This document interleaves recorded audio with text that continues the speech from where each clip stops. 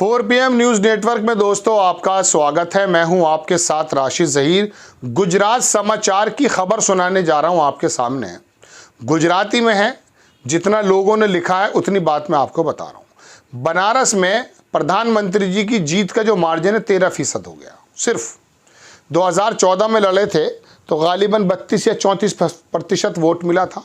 19 में जब लड़े तो बालाकोट, राष्ट्रवाद, पुलवामा, सारी चीज़ों पे चढ़कर गए थे। वोट प्रतिशत हो गया 64।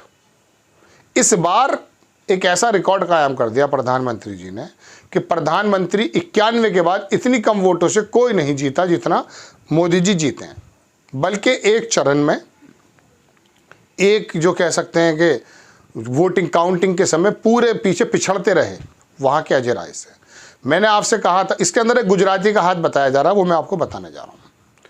मैंने आपके सामने अर्ज़ किया था कि कांग्रेस आई अगर मिसाल के तौर पे बहुत मजबूती के साथ प्रियंका गांधी को बनारस में उतार देगी तो ये मुकाबला बड़ा दिलचस्प हो जाएगा।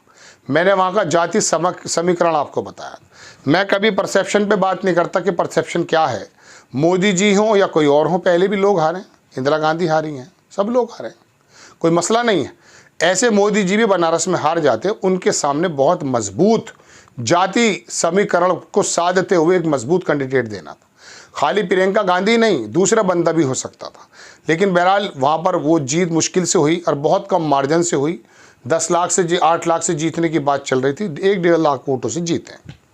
अब आप देखें, एक पत्रकार हैं, उन्होंने लिखा कि चुनाव नतीजों की समीक्षा का मौसम है, सबके अपने गणित हैं, लेकिन कोई ये नहीं बता रहा है कि आखिर नरेंद्र मोदी की जीत का मार्जिन बनारस में घटकर 13.49% कैसे रह गया, 13.5% कैसे रह गया। आएगा तो मोदी ही, ये जुमला 4 जून से पहले तक कांग्रेस में घुसे बीजेपी स्लीपर सेल वाले खूब फेंकते थे।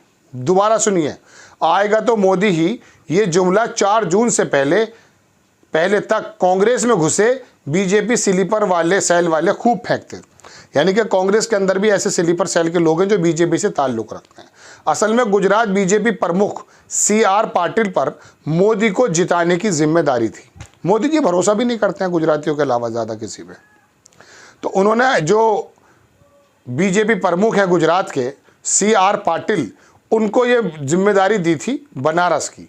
पाटिल अपने रिजॉर्ट में सोते रहे। जब मोदी ने देखा कि वो जाएगा तो मोदी का जुमला फिट करने में जुटे हैं। पाटिल अपने रिजॉर्ट में सोते रहे। जब मोदी ने देखा कि वो जाएगा तो मोदी ही का जुमला फिट करने में जुटे हैं, तो उन्होंने आखिर क्षणों में अमित शाह को भेजा। गुजरात समाचार ने इस कहानी को बयां किया है। ये गुजरात समाचार की वो कटिंग है। अब मैं इसके बारे में तो ज़्यादा पढ़ नहीं सकता। पाटिसनी भरोसनी PM ने मात्र ढोन साजनी सी, मतलब जो भी वो है, गुजराती लैंग्वेज है, बड़ी प्यारी लैंग्वेज है। तो ये इसके अंदर लिखा है जो ऊपर किसी पत्रकार महोदय ने लिखा है, जो मैंने आपके सामने रखा है।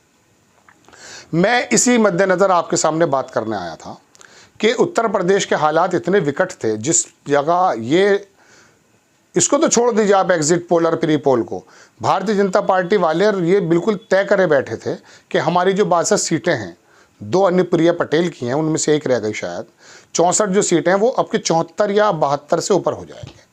और एग्जिट पोल ने भी कहा कि 67 सीट से लेकर 72 सीट के बीच में मिलेंगे। क्या ज़बरदस्त कॉम्बिनेशन लाया था प्रदीप गुप्ता, फिर रो रहा है बाद में बैठ करके। बहरहाल वो लाखों करोड़ रुपए का शेयर बाज़ार में सटोरियों को या जिन लोगों को भी है फ़ायदा नुकसान हो गया, वो एक बात अलग है। आपकी नज़र से ही तो चीज़ें चली जाती हैं। देश के अंदर अर्थव्यवस्था का हाल कुछ भी हो, आपको तो दरअसल, आप में से एक वर्ग को तो दरअसल ये मज़ा आता है, आएगा तो मोदी ही, जाएगा तो मोदी ही। यानी कि मोदी जी या अखिलेश यादव या राहुल गांधी, ये 2 हाथ पैरों के इंसान ही तो हैं, या भगवान हैं, ईश्वर हैं। ये इन्होंने कुछ अच्छे और कुछ बुरे काम किए होंगे, इसलिए हम इनको अच्छा और बुरा कहते हैं। लेकिन इतना ज़्यादा सिर पर चढ़ा लेना कि अपने रियल पिताजी को हटा करके किसी नेता को रख देना, और इतना ज़्यादा जज्बाती हो जाना कि पागल होकर टीवी तोड़ देना, ये लोग तो हंसते होंगे आप पर। इसीलिए तो अंधभक्त की एक जमात पैदा हुई है।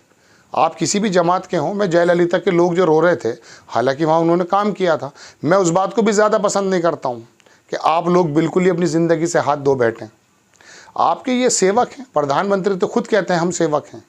अब सेवक अगर मिसाल के तौर पे चला जाता, चेंज हो जाता, तो उसमें इतना ज़्यादा रोने की ज़रूरत क्या है। अभी भारतीय जनता पार्टी को बहुमत से पीछे ही धकेला है, अयोध्या वालों को गाली बकना शुरू कर दिया, माँ बहन की गालियाँ बक रहे हैं। बताइए कोई तरीका है? राहुल गांधी पाकिस्तान से थोड़ी ना आए। तो मेरे कहने का मतलब दोस्तों यह है कि बनारस में प्रधानमंत्री जी की ये घटती हुई लोकप्रियता खाली बनारस में नहीं थी, पूरे उत्तर प्रदेश में थी, मैं कहूँ तो कई सारे प्रदेशों में थी। मैंने एक प्रोग्राम बनाया था 10 दिन 15 दिन पहले कि अकेला महाराष्ट्र ही काफ़ी है भारतीय जनता पार्टी को बेदखल करने के लिए, और वही हुआ। ये कोई मैं नास्त्रदामस का बच्चा नहीं हूँ कि मैंने आपके सामने बता दिया। बात यह है उद्धव ठाकरे, मराठी मानुष, मुस्लिम, दबा कुचला व्यक्ति, वहाँ का दलित, ये सब कुछ दिखाई दे रहा है। एग्जिट वालों को, पोल वालों को नहीं दिखता, उनका करोड़ों अरबों खरबों रुपए का काम है भाई। और ये गोदी मीडिया के एंकर की तो नौकरियाँ वहीं से मिलती हैं नौकरियाँ। एक बहुत बड़ा एंकर है, तिहाड़ गया हुआ था, जब उसे निकाल दिया गया जी न्यूज़ से, डीएनए करता था वो, एक डीएनए करता था देश का, खुद तिहाड़ी था, पैसे मांगता हुआ पकड़ा गया था, डीएनए करता था। उसको बताया जाता है, ये पत्रकारिता जगत की खबरें हैं, इसका कोई मजबूत मेरे पास सबूत नहीं है, सिर्फ आपको अफवाह या खबरें बता रहा हूँ। पीएमओ ऑफिस से गया उस तिहाड़ी के बारे में कि जाके इंडिया टुडे या आज तक के अंदर उसको नौकरी मिल गई। ऐसे लोग होते हैं ये, इनके ताल्लुकात ठीक है, ये अपने बच्चों के मामले सही कर लेते हैं। एक एंकर के तो कई सारे मॉल भी हैं भाई, शराब पीकर आ गया था टीवी में। खैर उनकी बातों पर छोड़ दीजिए। तो बनारस के अंदर ही नहीं, उत्तर प्रदेश में और भारत में देश ने मोदी जी को जनादेश नहीं दिया, इसमें कोई दो राय नहीं कि बड़ी पार्टी है। 240-42 सांसद भी आए हैं, 16 सांसद तो ऐसे हैं उत्तर प्रदेश में, आप खबर सुन चुके, अंग्रेजी अखबार ने दी, परसों मैंने भी आपको बताया, भारतीय जनता पार्टी की सीधी सीधी मदद बसपा ने की है। अब आप कहेंगे कि बसपा का कैंडिडेट ना लड़े, बिल्कुल लड़े, हम कब मना करते हैं, सबको लड़ने का अधिकार है, लेकिन लड़ने का अंदाज इस प्रकार का होना चाहिए कि अपनी पार्टी का फायदा हो, ना कि किसी और को जिताना या हराना हो।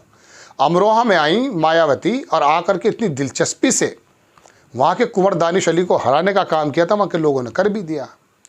सहारनपुर में इमरान मसूद ना होकर के उनके लिए ऐसा था कि इसको, ये पाकिस्तान का, इसे हराना है बस, लेकिन वो जीत गया। जाति समीकरण में शुरू से बताता हूँ आपको भी, यदि कभी चुनाव की समीक्षा करनी हो तो बनारस का जाति समीकरण ले लीजिए। मुझे मालूम था वहाँ कुर्मी कितने हैं, मुस्लिम कितने हैं, यादव कितने हैं, और वहाँ पर घाटों पे से जो हटा दिया गया रेहड़ी वाले, ये सब लोग नाराज़ थे।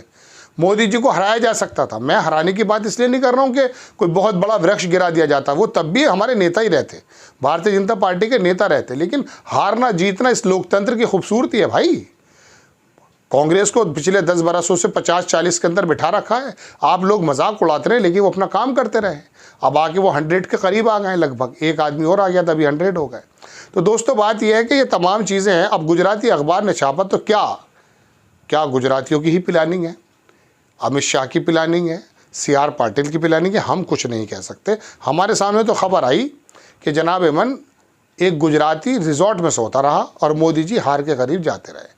एंड में आकर के अमित शाह जी ने दामन संभाल लिया, अखबार के मुताबिक जो बच गए, वरना गए थे, अरे चुनाव से गए थे भाई।